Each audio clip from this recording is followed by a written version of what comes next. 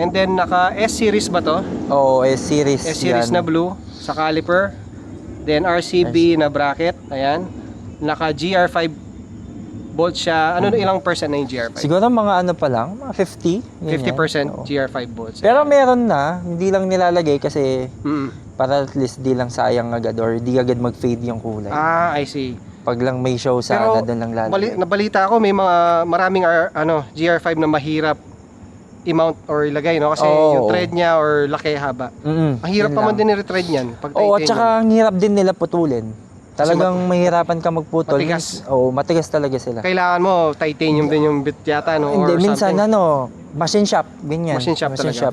Hindi siya pwedeng basta grinder mo lang, no?